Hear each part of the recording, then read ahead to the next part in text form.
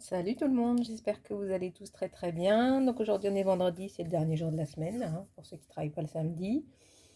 On va procéder au premier tirage. Donc pour ceux qui me découvrent, sachez que je fais au moins un tirage par jour, voire deux. Comme ça j'utilise un petit peu, je fais tourner mes jeux. Ben voilà, on est parti. N'hésitez pas à me laisser un petit commentaire, ça me fait toujours plaisir. Allez go. Donc voici, alors je prends toujours ce jeu-là parce que apparemment vous êtes plus nombreux à aimer ce jeu-là que les autres, donc je fais au moins un tirage avec ce jeu-là. Donc voici l'intérieur du livret, les cartes. Voilà, allez go.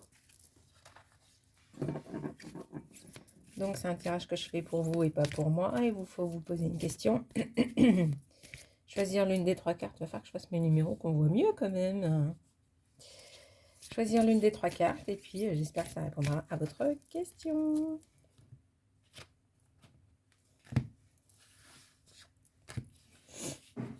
Hop là. Allez, c'est parti. Carte numéro 1. Carte numéro 2. Carte numéro 3.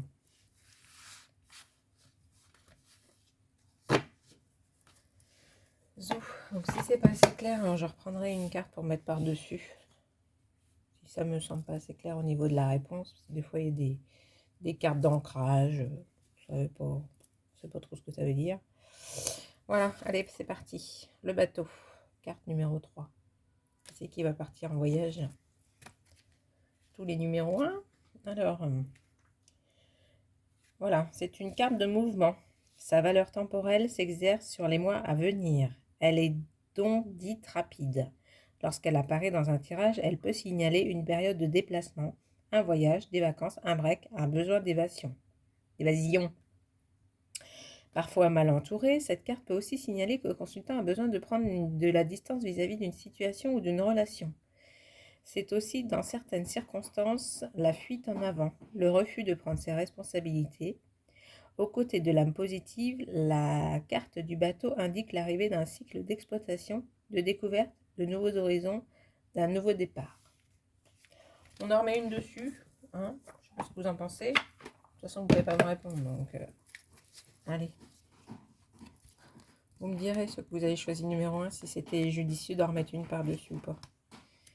Clé, ah bah ça c'est une bonne carte. 33.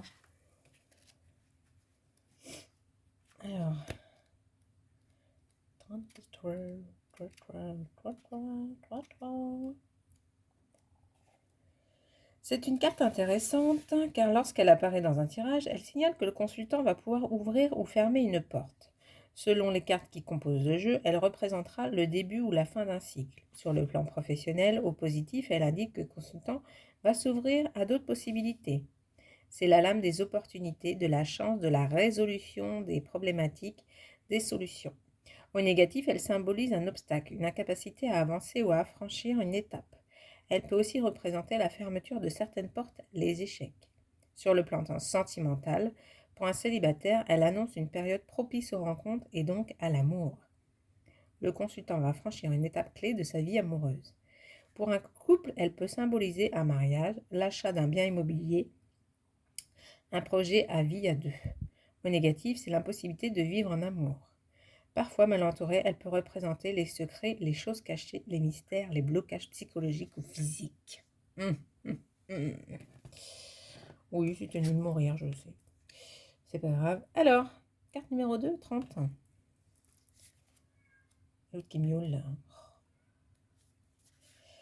C'est une très bonne carte. Elle représente la renaissance, l'élévation, la réalisation, la réussite, la satisfaction. Quel que soit le domaine, elle est d'excellents présages. Au travail, elle indique que les efforts du consultant sont récompensés et qu'il réussira à atteindre ses objectifs. C'est aussi l'indice de signature de contrat, d'acceptation d'un projet, d'une promotion ou d'une augmentation. Sur le plan sentimental, elle représente une relation sincère et épanouissante. C'est la plénitude, l'atteinte du septième ciel, le bonheur absolu. Pour un célibataire, cette carte indique la fin prochaine de la solitude. Parfois, et ce, quel que soit le domaine, elle peut prendre l'image de la justice, d'un magistrat ou d'un juge. Dernière carte. L'étoile. 16. Alors, 16. Oui, j'arrive. Comme dans bien des oracles ou encore comme dans le tarot de Marseille, cette carte est celle de l'espoir, de la satisfaction, de la foi, de l'intuition et de la clairvoyance. Lorsqu'elle apparaît dans un tirage, elle indique que le consultant est sur la bonne voie. Elle indique que la période est propice aux nouveaux projets, aux opportunités et aux ouvertures. C'est aussi la lame des nouvelles connaissances, qu'elles soient intellectuelles ou relationnelles. Pour un célibataire dans une question relative à l'affectif, elle conseille de ne jamais perdre espoir. Pour une interrogation en lien avec le couple, elle représente la communication et l'écoute. Elle présage des événements positifs à venir. Ben voilà, voilà, c'était le premier tirage. Je vous souhaite à tous une très très belle journée et je vous dis, là je procède au deuxième tirage pour ceux qui ont envie et je vous dis à très bientôt. Salut, salut!